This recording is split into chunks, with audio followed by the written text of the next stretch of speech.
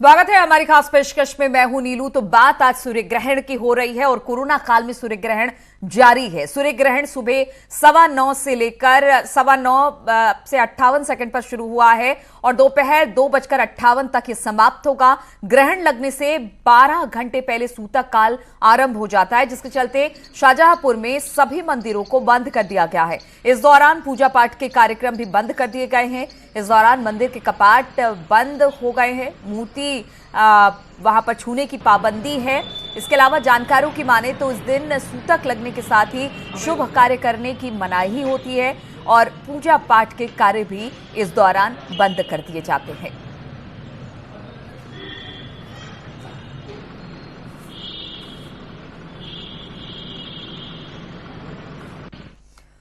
और काशी में मंदिरों के कपाट बंद हैं। ग्रहण काल के बाद ही अब दर्शन हो सकेंगे। कई प्रमुख मंदिरों के द्वार और गर्भगृह का कपाट बंद कर दिया गया है और भक्त अपने घरों में ही भगवान सूर्य पर लगने वाले ग्रहण के लिए पूजन पाठ कर रहे हैं।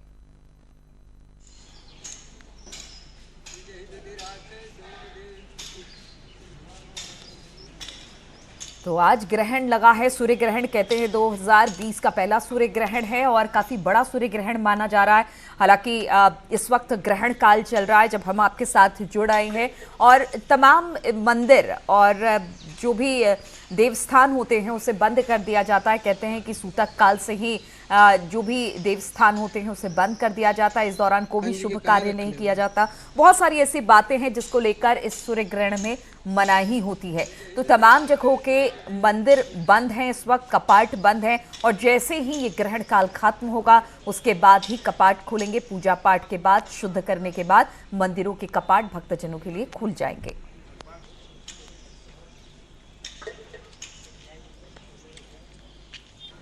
आराम से जा, कोई दिक्कत नहीं। तो इस सूर्य ग्रहण का किस तरह का प्रभाव पड़ने वाला है, किस तरह से इसको विज्ञान देख रहा है और किस तरह से इसको ज्योतिष देख रहे हैं, इन दोनों पहलुओं पर हमारी बातचीत होगी। और हमारे साथ तमाम मेहमान भी इस वक्त जुड़ गए हैं। अरविंद परांजपे इस वक्त डायरेक्टर नेहरू तारामंडल लखनऊ से होंगे, जबकि राखी टैरो कार्ड रीडर हमारे साथ नोएडा से होंगे। आचार्य राज मिश्रा ज्योतिषाचार्य होंगे और सुमिता मुखर्जी खगोल शास्त्री हमारे साथ होंगे। सबसे पहले बात करते हैं आचार्य राज मिश्रा जी से ही। आचार्य राज मिश्रा जी, इस वक्त जब हम सब आपस में रूबरू हो रहे हैं, ग्रहण काल चल रहा है, खासतौर पर अगर सूर्य ग्रहण की बात की जाए तो कितना अहम ये सूर्य ग्रहण है, चाहे वो भारत के लिहाज से कह ले, तमाम राशियों के लिहाज से कह ले या फिर ज्योतिष के लिहाज से कह ले?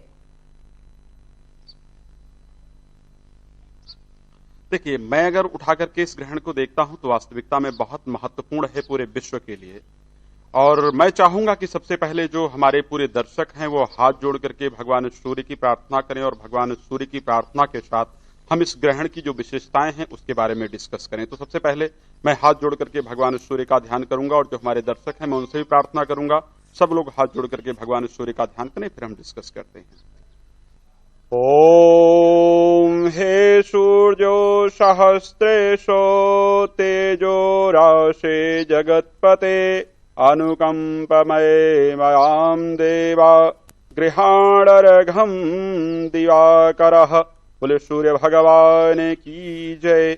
मैं भगवान सूर्य से प्रार्थना करता हूं उनका आशीर्वाद हम सब पर बना रहे ताकि सभी का जीवन सुख समृद्धियों से परिपूर्ण हो। जैसा कि आप लोग जानते हैं कि ये कंकड़ाकृत जो सूर्य ग्रहण है, चूड़ामणि जो सूर्य ग्रहण है, आज रविवार के दिन विशेष रूप से लग रहा है और मृगशिरा नक्षत्र के अंतर्गत मिथुन राशि में यह नक्षत्र घटित हो रहा है।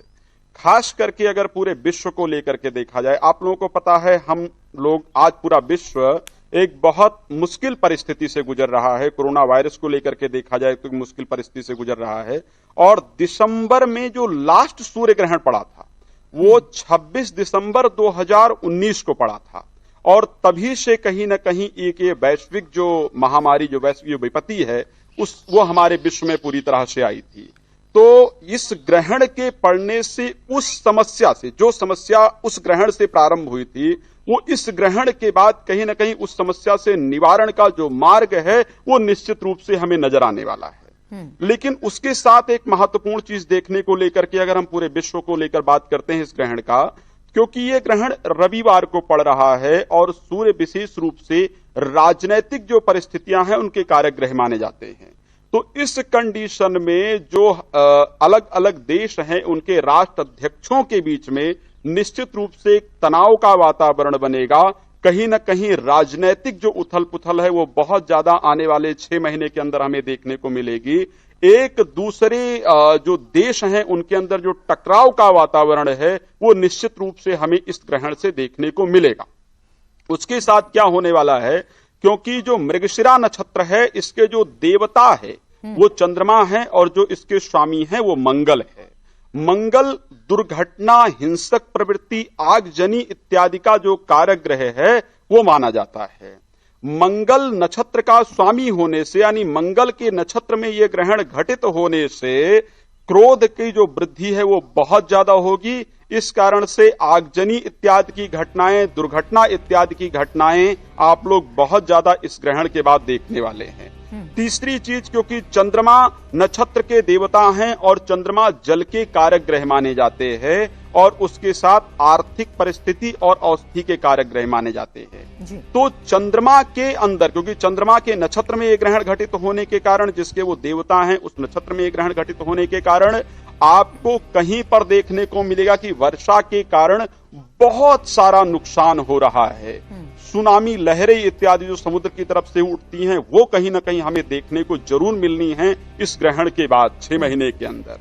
तो और कहीं दिखने को मिलेगा कि बिल्कुल वर्षा नहीं हो रही, कहीं सूखा पड़ेगा, यानी अकाल जन्य जो परिस्थितियां हैं वो उत्पन्न होंगी। तो इस ग्रहण के बाद बहुत सारी चीजें घटित होने वाली हैं, लेकिन कोई भी चीज जब घटित होती है तो हर चीज अच्छी ही नहीं करती है या हर चीज बुरी ही नहीं करती। बिल्कुल, इसके अच्छे बुरे मायने भी बिल्कुल राज मिश्रा जी हम समझेंगे ज्योतिष और धर्म के हिसाब से, लेकिन चूंकि बात धर्म और ज्योतिष की हमने कर ली, लेकिन कहीं ना कहीं विज्ञान खगोल शास्त्र से भी ये जुड़ा हुआ है और काफी अहम है उनके लिए भी। अरविंद परांजपे, डायरेक्टर नेहरू तारामंडल मुंबई से हमारे साथ हैं। अरविंद जी, अगर इस खगोलीय घटना को देखा जाए विज्ञान के लिहाज से, खगोल विज्ञान के हिसाब से, किस तरह से इस घटना को आप बताएंगे हमारे दर्शकों के लिए? बड़ा आसान सा है कि हमें ग्रहों की गतियों के बारे में पूरी जानकारी है। बहुत अचूक तरीके से हम बता सकते हैं कि ग्रहण कब लगेगा, कब निकलेगा, कब छूटेगा, उसका मध्य भाग कब आएगा। और जैसे अभी मैं सुमिता जी को भी देख रहा हूँ कि वो कुछ पी रही हैं, तो मैं आपको बताना चाहता हूं कि जितने भी ज्योतिषाचार्य ने जो बात कही है कि ऐसा करना चाहिए, वैसा नहीं करना चाहिए, आज मैंने अपनी पूरी लाइफ में 6 तो खग्रास सूर्य ग्रहण देखे हैं, पता नहीं कितने मैंने खंडग्रास मतलब आंशिक सूर्य ग्रहण देखे हैं, और मैं आपके सामने खड़ा हूं। और जब भी ये ग्रहण होता है तो ये लोग जो कहते हैं कि नहीं करना चाहिए वो मैंने सब किया है। पानी पिया है, खाना खाया है, काटा है, और उस समय की एक्साइटमेंट इतनी होती है कि कभी कभी आप मुंह में उंगली दे करके नाखून भी चबा लेते हैं। तो ये सब मेरे साथ मैंने किया है, तो ये होता किया है, और मैं आपके सामने आपके साथ बात कर रहा हूँ। पिछले करीब 40 सालों से ये मैं देखता आ रहा हूँ। मेरे साथ में कुछ भी नहीं हुआ और मैं बिल्कुल स्वस्थ हूँ। अब इन्होंने जो कुछ बातें कही हैं कि अभी आपने जो एक वीडियो दिखाया जिसमें एक मंदिर के कपाट बंद थे पर बाहर कोई लोग पेंटिंग कर रहे थे, तो क्या हम ऐसे समझे कि पेंटिंग वालों को कोई प्रभाव नहीं पड़ेगा ग्रहण के समय में? एक मन में एक शंका बिल्कुल आती है कि जब आप कह रहे हैं कि हमने मंदिर के कपाट बंद कर रखे हैं पर बाहर तो कुछ लोग उसके ऊपर चित्रकारी कर रहे हैं, तो क्या इसका मतलब यह है कि उस चित्रकार को ग्रहण का या उस चित्र को ग्रहण का प्रभाव नहीं पड़ेगा? हमें सोचना चाहिए। आज के विज्ञान के तौर पे हम मानते हैं कि हमारे देश में बहुत पुराने समय से बहुत बड़ा अध्ययन हुआ है खगोल विज्ञान के बारे में, विज्ञान के बारे में, और कई विधाओं में अध्ययन हुआ है। हमारी मेडिकल साइंस बहुत बड़ी थी, पर उसको आज के समय के साथ में जोड़कर देखना पड़ेगा। या हम ऐसा नहीं कह सकते कि हम उस समय ऐसा था इसलिए वो आज ही सच होगा, क्योंकि यदि आप विज्ञान की यदि आप बात करते हैं तो कितना भी बड़ा वैज्ञानिक क्यों ना हो, जब वो कोई शोध लिखता है, शोध करता है, तो उसकी परीक्षा होती है। उसके जो और वैज्ञानिक होते हैं वो उसको प्रश्न पूछते हैं। हमारे साथ में प्रॉब्लम यही आती है कि हम इन लोगों से कोई प्रश्न नहीं पूछ सकते। ये सिर्फ कहते हैं कि हमने ऐसा लिखा हुआ है, ऐसा होना चाहिए। तो जहाँ तक ग्रहणों की बात है, मैं ये कहना चाहूँगा कि बड़ी एक तो प्राकृतिक है, जैसे आपको इंद्रधनुष दिखता है वैसे ही आपको सूर्य ग्रहण दिखता है, आपको उसी नज़रिए से देखना चाहिए, उसका आनंद लेना चाहिए। और एक बात हमें ये भी समझनी चाहिए कि इतना विज्ञान बढ़ गया है कि हम 1 सेकंड के अंदर आप बता सकते हैं, 1 सेकंड से कम समय में बता सकते हैं कि क्या होने वाला है, क्या नहीं होने वाला है। बिल्कुल अरविंद जी, विज्ञान अपनी बात रख रहा है, आपने भी अपनी बात रखी, लेकिन हम इस बात से इनकार भी नहीं कर सकते कि देश में धार्मिक कर्मकांड होते हैं, धर्म से भी लोग जुड़े हुए हैं, तो विज्ञान अपनी बात रख रहा है और इस कार्यक्रम के माध्यम से हम भी यही कह रहे हैं कि विज्ञान के अपने तर्क हो सकते हैं, ज्योतिष के अपने तर्क हो सकते हैं, धर्म के अपने तर्क हो सकते हैं और सभी अपनी अपनी बात रखने के लिए पूरी तरह से फ्री हैं, अपनी बात रख सकते हैं। राखी भी हमारे साथ जुड़ी हैं। राखी, जिस तरह से अरविंद जी कह रहे थे, विज्ञान के लिहाज से आज हम हर वो चीज पता कर सकते हैं कि सूर्य ग्रहण कब लगने वाला है, किस क्षेत्र में लगने वाला है, तमाम बातें हैं। लेकिन धर्म को भी हम नकार नहीं सकते हैं क्योंकि बहुत सारे लोग हैं, ये हम नहीं कहते, बाकी लोग कह रहे हैं, पंडित पुजारी कह रहे हैं कि धर्म को मानने वाले भी बहुत लोग हैं। एक टैरो कार्ड रीडर होने के नाते आप इस सूर्य ग्रहण को किस तरह से देखती हैं? नमस्कार, मेरा नाम है पूरा कंप्लीट डॉक्टर वाई राखी और मैं टैरो कार्ड रीडर और एस्ट्रोलॉजर हूँ, ज्योतिष की जानकारी रखती हूँ। सबसे पहले मैं अरविंद जी के सवाल का जवाब दे दूँ। मेरे समझ में नहीं आता कि ये जितने भी वैज्ञानिक हैं, इन्हें ज्योतिषियों से प्रॉब्लम क्या है, इन्हें धर्म से प्रॉब्लम क्या है। आपने इनसे सवाल पूछा था क्या, उसका जवाब तो इन्होंने दिया नहीं, बाकी सारे जवाब इन्होंने दे दिए। तो मैं आपको एक बात बता दूं, जो भी पंडित राज जी ने कहा है, राज शास्त्री जी ने कहा है, वो एकदम पत्थर की लकीर है। बस ये समझ लीजिए कि उन्होंने मेरे शब्द कह दिए, जो उन्होंने कहा है एग्जैक्टली वैसा ही होगा। दूसरी बात, हम ऐसा मानते हैं कि जो ज्योतिष है, विज्ञान उसकी आत्मा है। हम तो कभी विज्ञान के बिना हम चल ही नहीं सकते। विज्ञान की वजह से ही आज शायद मैं टीवी पर हूं और लोग कैमरे के माध्यम से मुझे देख पा रहे हैं। तो विज्ञान को तो हम सैल्यूट करते थे, करते हैं, करते रहेंगे, पता नहीं लेकिन विज्ञान को हमसे क्या प्रॉब्लम है। अब बात रही ऐसी कि जो लोग मंदिर के बाहर पेंटिंग कर रहे हैं, भैया बाहर डांस भी कर लो, मना किसने किया है? यहां पर बात को पूरी तरह समझो। आधी अधूरी जानकारी, अरविंद जी, जान का खतरा। हमने कहा है मंदिर को देखना मना है, मूर्तियों को, विग्रह को छूना मना है, मंदिर के कपाट बंद कर देते क्योंकि भगवान के दर्शन मना है, आंगन में खेलना मना नहीं है। तो पहले पूरी जानकारी लीजिए, उसके बाद ज्योतिष के ऊपर आप उंगली उठाइए, पहली बात। दूसरी बात ये कि अगर ग्रहण हुआ, और मैंने भी टीवी पर बैठकर पिछले ग्रहण में ये कहा था कि कोई ऐसी बीमारी आएगी, जिंदगी अर्श से फर्श, फर्श से अर्श हो जाएगी। यूट्यूब पर जाकर मेरी वीडियोस उठा लीजिए, जिस पर मैंने ये भी बोला था कि विश्व युद्ध की स्थितियां होंगी, और सब कुछ वैसा उस ग्रहण के बाद हुआ। आप ब्लेस्ड हैं कि आप खाइए पीजिए जो मर्जी कीजिए, आपको नहीं हुआ, लेकिन कभी ना कभी तो कोई कलश भरता है, और हर व्यक्ति के ऊपर ग्रहण एक जैसा कार्य नहीं करता। हम भारतवर्ष में रह रहे हैं, ग्रहण भारत के हर शहर से एक जैसा नहीं दिख रहा। इसलिए अगर आपके ऊपर अभी तक कुछ नहीं हुआ तो माता रानी की आप पे कृपा, और ईश्वर करे ये कृपा आप पर बनी रहे। लेकिन कृपया ज्योतिष पर और धर्म पर उंगली उठानी बंद कीजिए। जो राज शास्त्री जी ने कहा एग्जैक्टली ऐसा ही होगा। पानी की समस्याएं बहुत होने वाली हैं। और सुनिए, जैसे सुशांत सिंह राजपूत जी की मृत्यु हुई है, ऐसे ही किसी एक बड़े अधिकारी की, बड़े नेता की, अभिनेता की मृत्यु होगी, जिससे सबके दिल को धक्का लगेगा, क्योंकि चंद्रमा कारक है। चंद्रमा की वजह से लोगों का मन दुखेगा। लोग कहेंगे हो ये कैसे हो गया, इतना बड़ा नेता या इतना बड़ा अभिनेता या किसी टीवी चैनल के बहुत बड़े राइटर, प्रोड्यूसर या कैमरामैन, ऐसी कोई भी खबर आ सकती है जो हमें धक्का पहुंचा दे। राजनीतिक आपदाएं बहुत आएंगी, राजनीतिक उथल पुथल। चीन के साथ ऑलमोस्ट युद्ध होगा। चीन एक चूहे की तरह हमारे देश में घुटपैठ करने की कोशिश करेगा। चीन हमें दिखाएगा वो राइट के रास्ते से आ रहा है, पर वो आएगा लेफ्ट के रास्ते से। ये तमाम तरह की चीजें इस ग्रहण की वजह से होंगी, लेकिन इस ग्रहण की वजह से कोरोना काल की दवाई मिलेगी। इतने साइंटिस्ट हैं, क्यों नहीं दवाई ढूंढ पा रहे? कोई साइंटिस्ट क्यों नहीं बता पा रहा कि इसकी दवाई इतने समय तक मिल जाएगी, भाई इस टाइम तक ये देश में से निकल जाएगा? केवल और केवल पहले दिन से ज्योतिष ही बोल रहे हैं कि सितंबर में जब गुरु और केतु की युक्ति अलग होगी, तब कोरोना खत्म होगा। सारे देश के ज्योतिषियों ने कहा कि जून के महीने में कोरोना सबसे ज्यादा फैलेगा, जुलाई के महीने में सबसे ज्यादा फैलेगा। तब तो आपने ज्योतिषियों की बड़ाई नहीं करी आकर। और आप अगर धर्म के कहते हैं गर्भवती महिला खुली आंखों से ना देखे ग्रहण को, तो आप बुराई करने लगते हैं, आप ज्योतिषों को ढोंगी कहने लगते हैं। आप कहते हैं ज्योतिष बताए तो मुसीबत, और ना बताए तो बात रखी। और तर्कों के साथ ही हम इस शो को भी कर रहे हैं, ताकि जो तर्क हो वो हमारे दर्शकों को भी समझ में आए, चाहे वो विज्ञान के हिसाब से हो या धर्म के हिसाब से हो। और जिस तरह से हम बात करेंगे अरविंद जी से एक बार फिर से। अरविंद जी, जिस तरह से वाई राखी कह रही हैं कि ऐसा नहीं है कि ज्योतिष विज्ञान है, ज्योतिष भी अपने आप में एक विज्ञान है, उसको भी हम देखें और उस पर उंगली उठाने की बात नहीं है। लेकिन एक सवाल यहां पर मेरा यह भी है, चूंकि हम दर्शकों को तक तमाम बातें पहुंचा रहे हैं, तमाम पहलुओं को पहुंचा रहे हैं, चूंकि ग्रहण काल में यह कहा जा रहा है कि इधर पिछले कुछ दिनों से हमने देखा कि बहुत सारे भूकंप के झटके आ रहे थे। कुछ लोगों ने कहा, कुछ ज्योतिषचार्यों ने कहा कि ये भूकंप के झटके शायद जो ग्रहण लगने वाला है उसी को लेकर है। क्या ऐसा कभी हो सकता है? विज्ञान क्या कहता है कि क्या अगर सौरमंडल में कुछ इस तरह की फेनोमेना होती है तो उससे क्या जलवायु परिवर्तन, मौसम परिवर्तन, इस तरह की चीजें भी देखने को मिल सकती है? प्राकृतिक आपदा भी आ सकती है? देखिए, ऐसा नहीं हो सकता, क्योंकि जो ग्रहण जो है वो हर चंद्रमा हमसे बहुत दूर है। सूरज तो 13,92,000 किलोमीटर तो दूर है, तो उनसे हमारे पृथ्वी पे ऐसा कोई अलग से प्रभाव नहीं पड़ता है। अभी लोगों की एक धारणा है कि जैसे ज्वार भाटा आता है तो उसमें समुद्र में पानी ऊपर जाता है, तो लोगों का कहना है कि हमारे शरीर में भी बहुत पानी है तो वो ऊपर नीचे होना चाहिए, पर वो कितना होता है? 1.001 0.001 इतना ही वो पानी ऊपर नीचे होता है। पर मैं इस बात पे आता हूं कि खगोल विज्ञान को यदि तरफ हम ध्यान दें और उसकी तरफ से देखें तो ऐसा गुरुत्वीय बल या किसी भी प्रकार का जीवन पे प्रभाव नहीं पड़ता।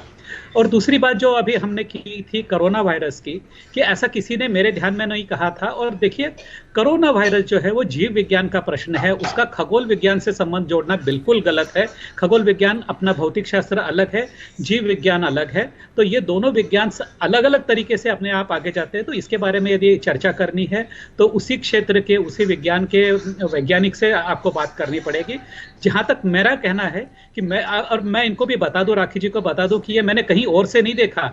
जितने भी ग्रहण मैंने देखे हैं वो जहां पे टोटलिटी होती है वहां पे जाके देखे हैं। मैंने परदेश में चार ग्रहण देखे हैं, भारत में देखे अलग। मुझे तो कुछ नहीं हुआ, और ये कह रही कि हर एक व्यक्ति पे अलग अलग प्रभाव पड़ता है। तो हमारे साथ इतने लोग हैं, मेरे साथ अभी मेरी उम्र जो है 60 के ऊपर है, तो मेरे साथ में कोई ऐसी भी लड़कियां थी कि जो प्रेग्नेंट थी उस टाइम में, उनके बच्चे बिल्कुल सुदृढ़ है, डॉक्टर हैं, कुछ है, इंजीनियर हैं, कोई अलग अलग विधाओं में काम कर रहे हैं। तो ये बात कहना गलत है। तीसरी बात मैं इसके साथ में ये भी कहना चाहूंगा कि यदि मैं इनके खिलाफ नहीं हूं, मैं इनकी जो उनकी मेथोडोलॉजी है उसके खिलाफ हूं। आप करिए ना, आप यदि इसमें रिसर्च करना चाहते हैं तो साइंटिफिक तौर पे रिसर्च करिए, उसमें हम भी आपका साथ देंगे। आप प्रॉपर स्टैटिस्टिक्स कीजिए। जैसे कि एक उदाहरण मैं आपको बता सकता हूं कि आप 120 लोग ले लीजिए, मतलब हर राशि के 10-10 लोग लीजिए, उनमें से 5 लोग जो होंगे वो एक जप नहीं करेंगे और 5 लोग उसको जप करेंगे, तो फिर 1 साल के बाद में अलग अलग लोगों के ऊपर किस तरीके से प्रभाव पड़ता है उसका अध्ययन कर सकते हैं, और हम भी उसके अंदर साथ में देंगे आपको। और जो आप वक्र की जाने की बात करते हैं, ग्रहों के वक्रों की जाने की बात करते हैं, तो ये तो बड़ा रिलेटिविटी का बड़ा सामान्य सा एक उदाहरण है कि जब 2 ट्रेनें साथ चलती हैं, बराबर चलती है, और उसमें से एक जो है उसकी गति थोड़ी सी कम हो जाती है तो आपको लगता है कि वो पीछे की तरफ जा रही है। बिल्कुल इसी की तरह से हमें ग्रह भी आगे पीछे जाते हुए दिखाई देते हैं, जिसको सबसे पहले कोपरनिकस ने कहा था 1700 ईस्वी में। तो इसमें बड़ी कोई अचरज वाली बात नहीं है, इसको बड़े आसानी से यह गणित समझा जा सकता है और बच्चे समझते भी हैं। पर मैं इनको एक थोड़ी सी बात यह भी कह दूं कि आने वाले समय में हमारा जो युवा है वो बहुत जानकार होता चला जा रहा है, वो इन बातों पे अब कम विश्वास करेगा। आप इसको यदि प्रूव करना चाहते हैं तो साइंटिफिक तौर पे प्रूव कीजिए, गणित कीजिए, गणित के आधार पे आप स्टैटिस्टिक्स दिखाइए। जैसे अभी कोरोना वायरस की भी जो टेस्टिंग की बात चल रही थी, कि जो डॉक्टर हैं वो ये कहते हैं कि हमने इनको ये लस दी, इसको ये मेडिसिन दिया, इनमें से इतने को ठीक हुआ, इनमें से इतने को ठीक नहीं हुआ, तो इस मेडिसिन को हम उपयोग में ला सकते हैं या नहीं ला सकते।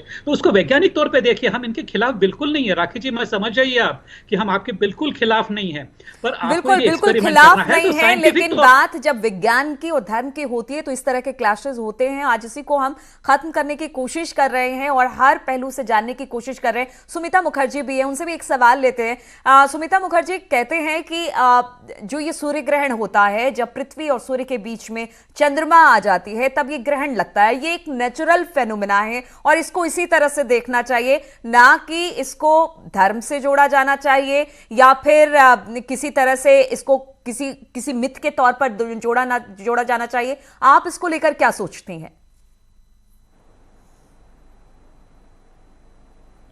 जी बिल्कुल, हम सही समर्थन करते हैं डॉक्टर साहब का कि वो कहते हैं कि वैज्ञानिक तौर से प्रमाणित करने वाली बात वो ये है कि ज्योतिष शास्त्र भविष्यवाणी कर लेता है, साइंस जो है वो भविष्यवाणी नहीं करता है, वो प्रत्यक्ष रूप से दिखा पाता है।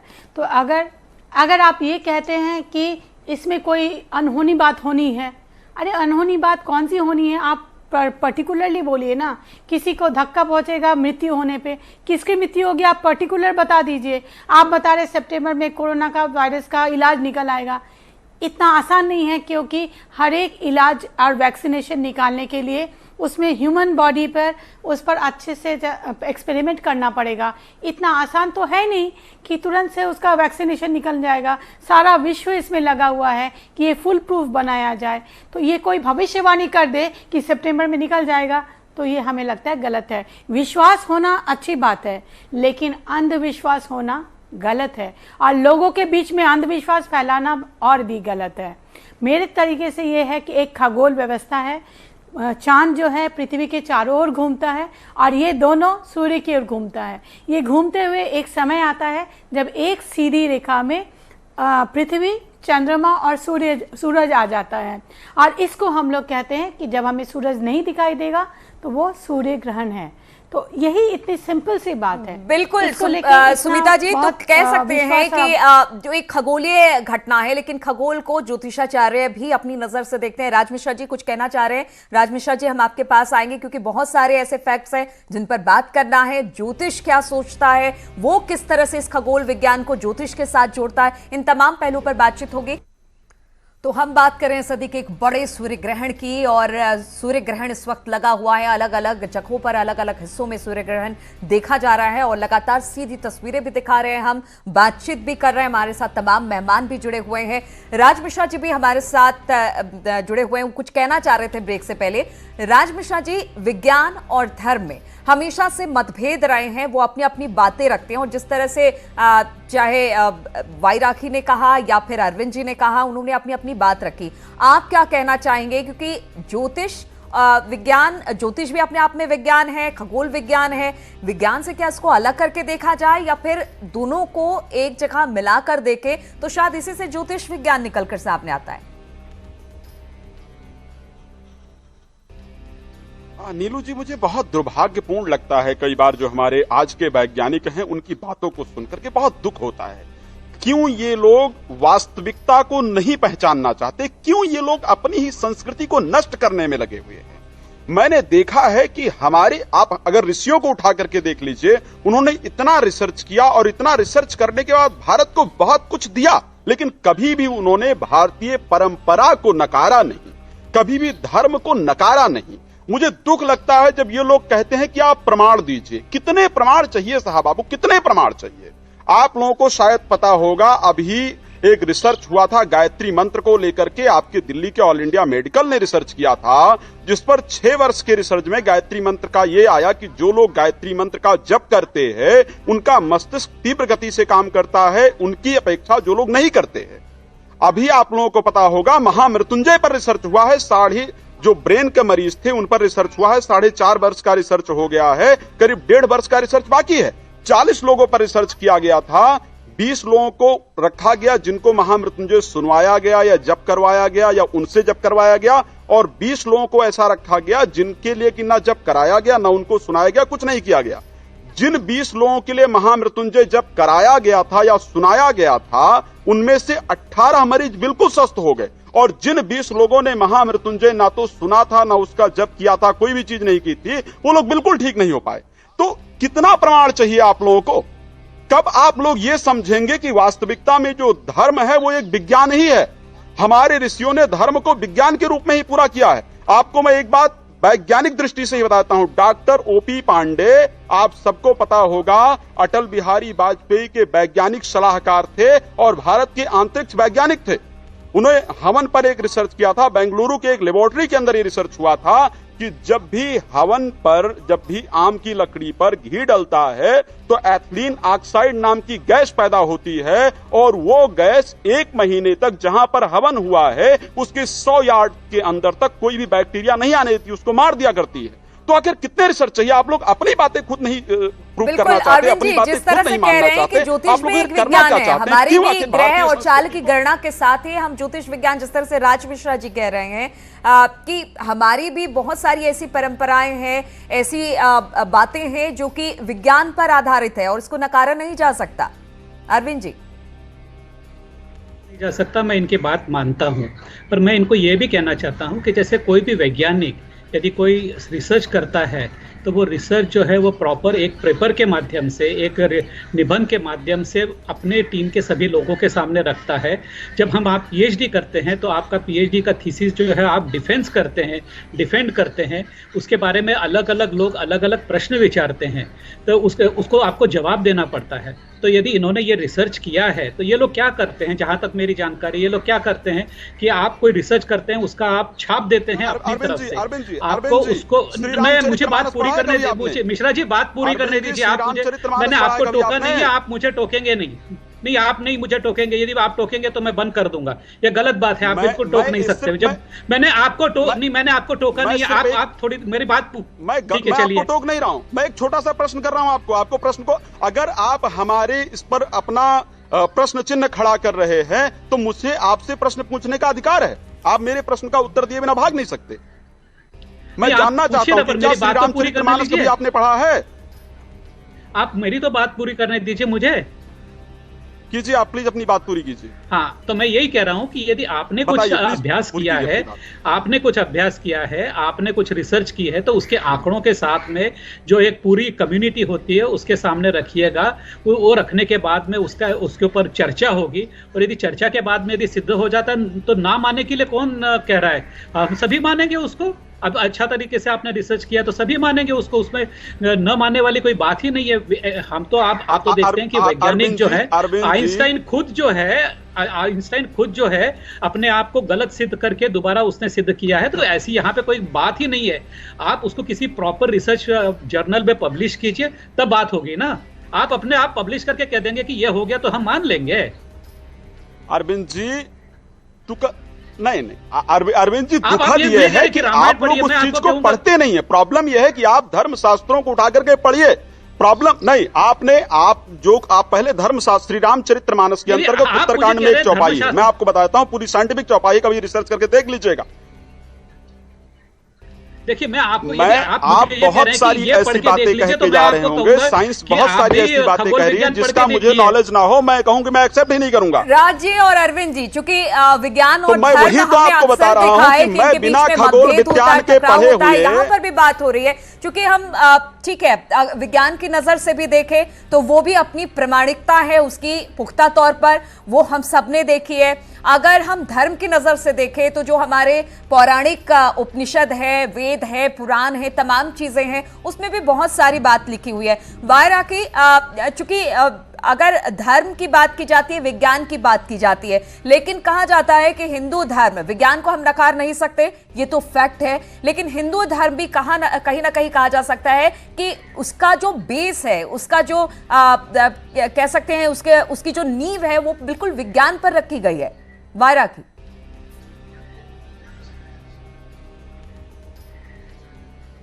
प्रोग्राम की शुरुआत में आपसे कहा, अरविंद जी को भी कहा कि हम ऐसा मानते हैं कि ज्योतिष की आत्मा जो है वो विज्ञान ही है। मतलब विज्ञान के बिना ज्योतिष नहीं हो सकता और ज्योतिष के बिना कभी विज्ञान नहीं हो सकता। अब जैसे मैडम ने कहा कि आप बता दीजिए कौन मरने वाला है, हम ये बता दें कौन मरने वाला है, आप बता दीजिए कि आज से 20 साल बाद क्या होने वाला है। आपको पता है कि किसी को मरने से पहले मौत देने का अधिकार हमारे शास्त्रों में नहीं है। हमसे जब कोई अपने भविष्य पूछने आता है तो उसकी मौत हम कभी नहीं बताते, केवल संकेत देते हैं। दूसरा, ये मैडम कह रही है कि ऐसे सितंबर में तो दवाई आएगी नहीं, ऐसे मत बोलो। मतलब जो लोग जिंदा हैं, जो लोग कोरोना से झुलस रहे हैं, ये बिल्कुल नकार रही है उन्हें कि भाई दवाई आएगी, निकल के मरते आज मर जाओ। लोगों को उम्मीद भी नहीं देना चाहते। विज्ञान कभी उम्मीद नहीं देता, ज्योतिष हमेशा उम्मीद देता है। बाबा रामदेव का कई दिनों से टीवी चैनल पर आ रहा है कि दवाई बन रही है। ठीक नहीं है, इसका प्रिडिक्शन करना ठीक नहीं है कि हाँ अगस्त में आएगी कि सितंबर में आएगी। उम्मीद सबको यही है कि कोरोना वायरस के संक्रमण की उससे लोगों को उम्मीद मिलती है।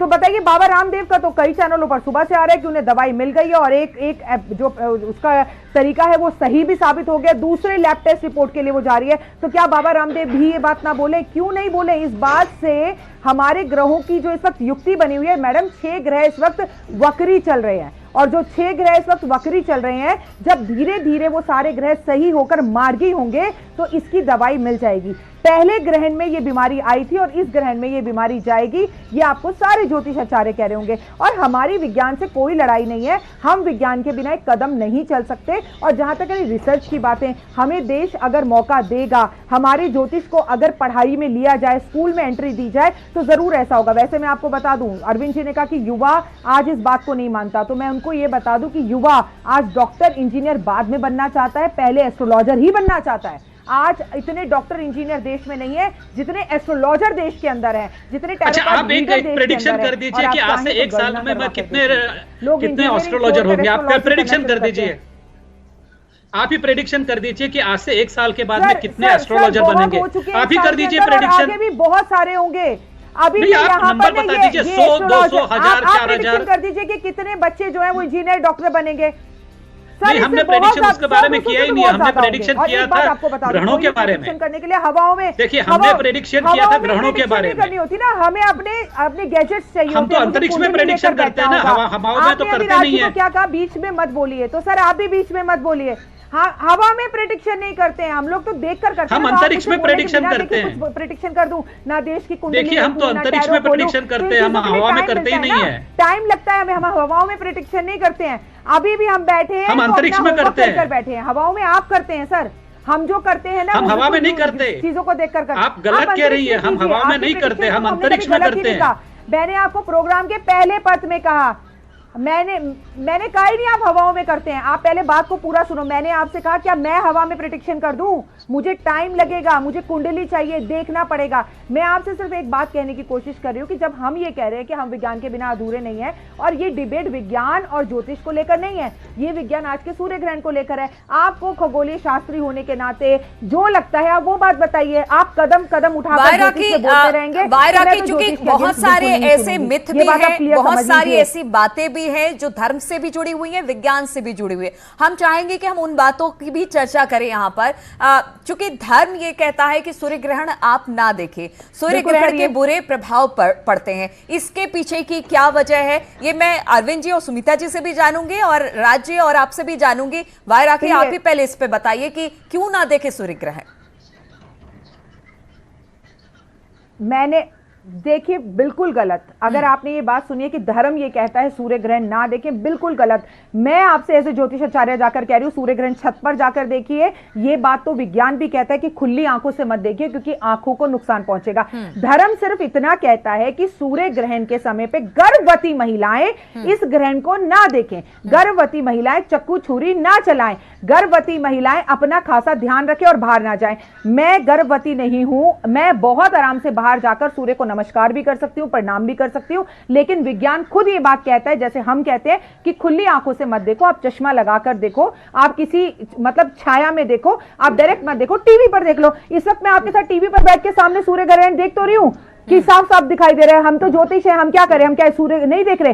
कोई भी, ना मैं ना राज जी या राज मिश्रा जी, कोई दुनिया का ज्योतिष ये नहीं कहता। हम कहते हैं कि सूर्य ग्रहण नहीं देखना सिर्फ गर्भवती महिलाओं को। अगर आपको देखना आप शौक से देखें। हम तो सिर्फ इतना कह रहे हैं कि सूर्य ग्रहण पर जाप करें, पूजा करें, दान करें, हवन करें, भगवान का नाम ले, सिर्फ इतना कहते हैं। हम डराने का कोई काम नहीं करते, प्रैक्टिकल बात करते हैं। बिल्कुल प्रैक्टिकल बात करते हैं और ये होना भी चाहिए। अंधविश्वास ना फैलाया जाए, यही बेहतर है, चाहे वो धर्म हो या फिर विज्ञान। तो खैर अपनी बात रखता ही है और पुख्ता सबूत के साथ रखता है। राज मिश्रा जी, क्योंकि ये कहा जा सकता है कि ठीक है, राखी ने कहा कि आप खुली आंख से नहीं देखें, ये तो विज्ञान भी कहता है, क्योंकि उसका जो उसकी किरण होती है वो आंखों को नुकसान पहुंचा सकती है। लेकिन इस दौरान वाय राखी ने भी ये भी कहा कि गर्भवती महिला ना देखे। साथ ही ये भी कहा जाता है कि खाए पिए भी ना। आप ठीक है, वृद्ध बच्चे, इनको छूट है इसमें, लेकिन फिर भी आप जो ग्रहण काल रहता है उसमें खाए पिए ना, इसके पीछे की क्या वजह है, क्या तर्क है, ज्योतिष विज्ञान इसको लेकर क्या कहता है? नीलू जी, दो चीजें बहुत महत्वपूर्ण है। आप जानते हैं सूर्य और चंद्रमा दो ऐसे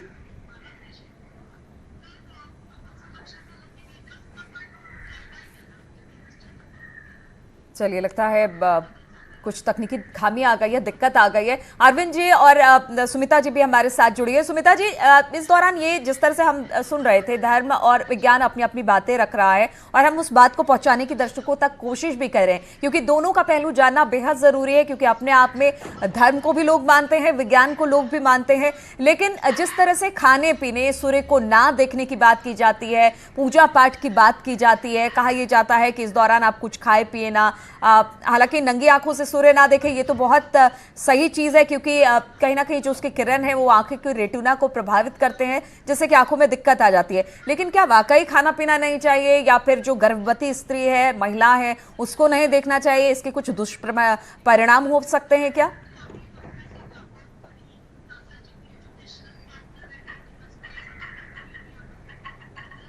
सुमिता जी,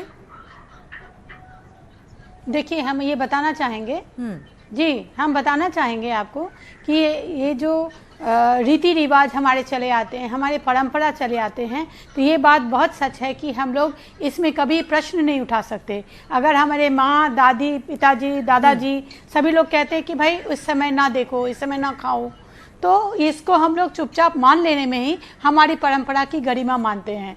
लेकिन अगर इसका कोई साइंटिफिक लॉजिक नहीं है तो जाहिर है कि आज के बच्चे प्रश्न करेंगे, और आज के बच्चों को हम लोग सिर्फ ये बात बोल के दबा दें कि ये हमारी परंपरा है, तो ये गलत बात है। दूसरी बात है, अगर गर्भवती महिला न खाए तो उनकी तबीयत खराब होगी, अगर वो पानी ना पिए तो उनकी तबीयत खराब होगी। तो आप ये बताइए, कहाँ का बुद्धिमानी है जो डिहाइड्रेशन हो जाए और वो पानी ना पिए इसलिए कि वो गहन चल रहा है?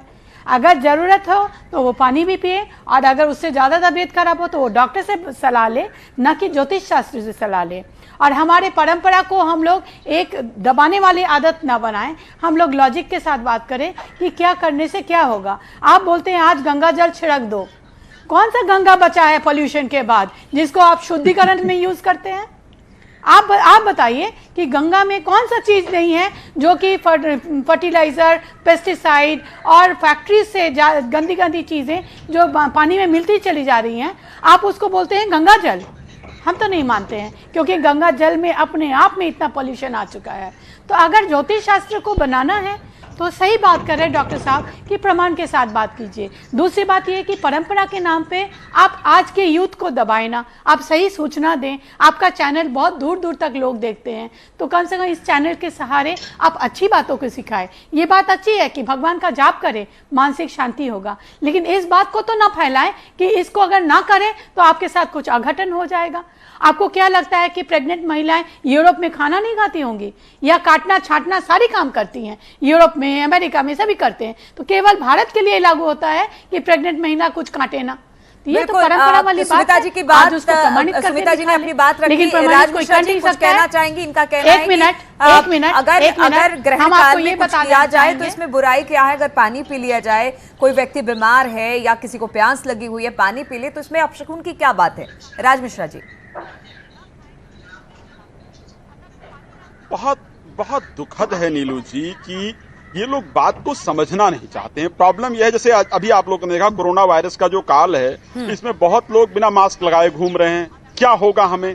स्टार्टिंग में यही किया, बहुत सारे लोगों ने ऐसा किया था कि हम बिना मास्क लगाए घूमेंगे, इससे क्या हो जाएगा, हम हाथ सैनिटाइज नहीं करेंगे, ये तो ऐसे ही फैला लिया गया है, हमें कुछ होगा नहीं। जब प्रॉब्लम स्टार्ट हुई तो शायद वही लोग अपने आप को सुरक्षित करने लगे। तो ये बहुत दुर्भाग्यपूर्ण है इस समय। अरविंद जी, क्योंकि ये कहा जा रहा है कि बहुत दुर्भाग्यपूर्ण है, आप ज्योतिष विज्ञान को इस तरह से चुनौती नहीं दे सकते, क्योंकि ये लोग भी अपनी बातें रखते हैं और कहीं ना कहीं इसके पीछे साइंटिफिक और लॉजिकली ये लोग बात करते हैं कि हाँ, अगर इस तरह से अगर हमारे पुराने समय में हमारे धर्म में किसी चीज को रखा गया है तो उसके पीछे बकायदा एक लॉजिक काम करती है। आप भी यही मानते हैं कि हाँ, इसके पीछे कोई लॉजिक है, या सिर्फ ये मिथ है, या फिर ये एक तरह से कहा जा सकता है विश्वास फैलाने की कोशिश है, या फिर लोग इसको मानते भी हैं? ये भी बात से आप इनकार नहीं कर सकते अरविंद जी। बता दूं। सबसे पहले तो ये है कि पिछले 100 सालों में, पिछले 50 सालों में हम कहें कि ग्रहणों के बारे में बहुत जानकारी बढ़ गई है और हमारे देश में 1980 के बाद में लगातार कई ग्रहण आए हैं और जो तकनीकी प्रगति हुई है उसके साथ में लोगों में जानकारी का प्रभाव भी बहुत ज़्यादा हो गया है।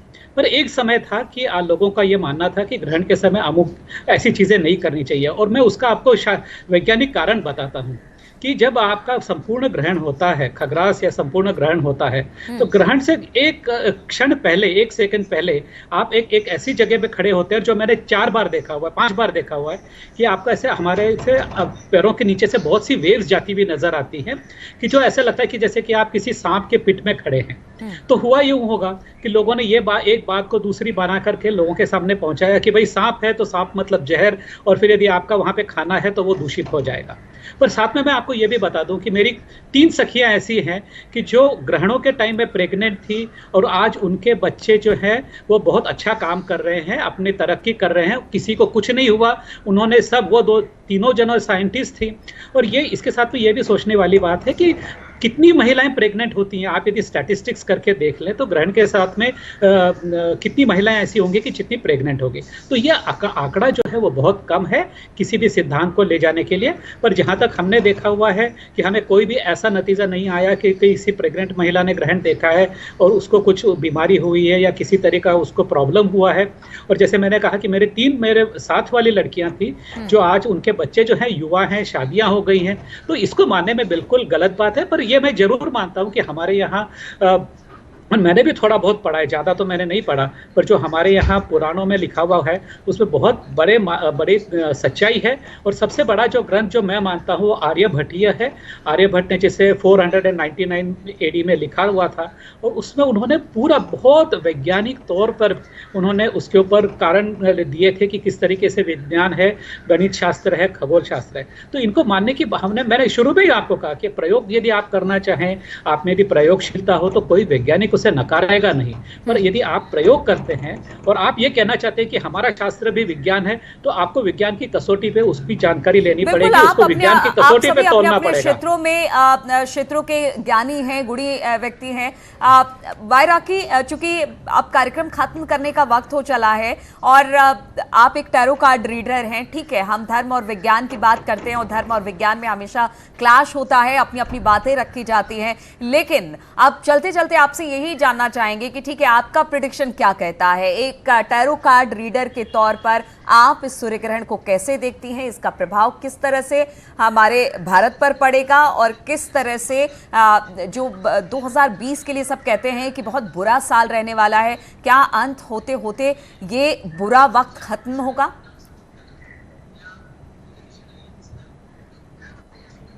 देखिए, 2020 को पहले तो मैं बुरा साल नहीं मानती हूँ। कोरोना आया, लाखों लोगों की मौत हुई हमारे ही देश में, नहीं दुनिया में, लेकिन कोरोना ने हमें बहुत कुछ दिया, वापस से पुराने वाला संडे दिया, परिवार दिया, समझ दी, कुदरत और प्रकृति को एक बार साफ किया, सफाई करी, घर में लोग बैठे, परिवार को टाइम दिया, तो बहुत चीज़ें अच्छी भी हुई। ये आपकी सोच की बात है कि आप क्या अच्छा ढूंढते हो चीज़ों में। देखिए, 2020 के अंदर मैं बता दूं कि आपके पैनलिस्ट जो बैठे हैं वो तो गंगा को गंगा ही नहीं मानते, तो उनके आगे तो किसी बात का जवाब देना ही बेकार है। ये मेरी जगह पर कोई और धर्मगुरु होता तो आपका चैनल छोड़कर चला गया होता, क्योंकि गंगा का सीधा अपमान है कि मैं तो गंगा को गंगा ही नहीं मानती। आज भी गंगा में कितने केमिकल क्यों ना मिल गए हों, लेकिन गंगा जल अपने घर मंगाकर एक बोतल रखकर देख लीजिएगा मैडम, वो गंगा जल का पानी खराब नहीं होता आज भी। ये उस गंगा जल का चमत्कार है, ठीक है। आज भी हमारे यहाँ पर गंगा जल ही घर में छिड़का जाता है और छिड़का जाएगा और अंत में हम सबको गंगा जल में ही जाना है, ये भी सच है। 2020 में इस ग्रहण के बाद सबसे पहले कोरोना की दवाई मिलेगी, कोरोना काबू होगा, लेकिन ये होते होते हमें 2 महीने का समय लगेगा। इस ग्रहण का असर 15 दिन तक सबसे ज्यादा रहेगा, यानी कि 5 जुलाई के आसपास तक इसका असर सबसे ज्यादा दिखेगा। किसी बड़े नेता अभिनेता की मृत्यु हो सकती है, कोई अप्रिय घटनाएं घट सकती हैं, भूकंप के झटके लग सकते हैं, एक विश्व युद्ध की स्थितियां बनी रहेंगी और युद्ध होगा भी जरूर। मंगल एक मुख्य कारक रहेगा, तो आग का लगना, ट्रेन दुर्घटनाओं का होना या आतंकवादी हमलों का होना या अप्रिय घटनाओं का होना, किसी बड़े से फ्लाईओवर का अचानक से गिर जाना, इस तरह की घटनाएं जो जमीन से जुड़ी हुई हो, जो युद्ध से जुड़ी हुई हो, जो ब्लड से जुड़ी हुई हो, जहां पर लोगों की अचानक से मृत्यु हो जाए, ऐसी चीजें भी हो सकती है। लेकिन अच्छा भी होगा, और अच्छा ये होगा कि जो नौकरियां गई हुई हैं उसमें कुछ इजाफा होगा, कुछ नौकरियां मिल सकती हैं और यहाँ पर मैं आपको बता दूं कि कोरोना को लेकर स्थितियां बहुत अच्छी होंगी। हमारा युद्ध किसी से भी हो, अंत में जीत भारत की होगी, ये भी अच्छा होगा। युद्ध अच्छा नहीं होता, ना उनके देश के लिए अच्छा, ना हमारे देश के लिए अच्छा, लेकिन ये 2020 का ग्रहण सबसे बुरा अगर किसी देश के लिए है तो वो चाइना के लिए है, क्योंकि चाइना की ज्योतिष के अनुसार इस वक्त वहां पर मेटल बिल्कुल, और अरविंद यानी जी से भी चूहे का पूछ साल लेते है, हैं, और क्योंकि जब वक्त चूहे का बिल्कुल साल नहीं है आया है राखी हमारे देश पास, को लेकिन उनसे आपने बर्बाद कहा कर कि गया। ठीक है अभी जो भी बुरा वक्त है जल्दी खत्म हो जाएगा और एक बार फिर से भारत अपनी पुरानी स्थिति में लौट आएगा, चाहे वो अर्थव्यवस्था के हिसाब से कह ले या कोरोना महामारी से निपटने की बात कर ले। अरविंद जी, लास्ट कमेंट यही कि इस खगोलीय घटना को किस तरह से देखा जाए, लोगों के लिए, दर्शकों के लिए क्या कहेंगे आप? मैं तो ये कहूँगा कि ये एक आविष्कार है, प्रकृति का आविष्कार है, इसे बड़ी अच्छी तरीके से देखना चाहिए। अब तो हम समाप्ति की ओर बढ़ रहे हैं और इसके बाद में आने वाला जो ग्रहण होगा वो 28 महीनों के बाद होगा। तो भारत के लोगों के लिए तो ये वैसे आने वाले 2 सालों में आखिरी मौका है, देखना चाहिए। और 28 के बाद में जो 28 महीनों के बाद में भी जो ग्रहण होगा वो सिर्फ पश्चिम हिंदुस्तान में दिखाई देगा। तो इसका आनंद लीजिए, विज्ञान के तौर पर आनंद लीजिए, इसको समझने की कोशिश करिए कि किस तरीके से होता है। बाकी आपने बहुत बढ़िया चर्चा की, मैं आपका आभारी हूँ, आपको धन्यवाद देना चाहता हूँ। आप लोगों का भी बहुत बहुत शुक्रिया हमारे कार्यक्रम में आने के लिए। और हमारी कोशिश यही थी कि विज्ञान और धर्म के किस तरह के पहलू ग्रहण को लेकर हैं वो हम अपने दर्शकों को बताएं, और हमने कोशिश की, शायद दर्शकों तक ये बात भी पहुंची होगी। इसके लिए तमाम दर्शकों का भी बहुत बहुत शुक्रिया जो हमारे साथ जुड़े। तो हमारे कार्यक्रम में फिलहाल इतना ही, रुकेंगे छोटे से ब्रेक के लिए, लेकिन ब्रेक के बाद भी लगातार खबरों का सिलसिला जारी रहेगा। मैं लड़ता रहूं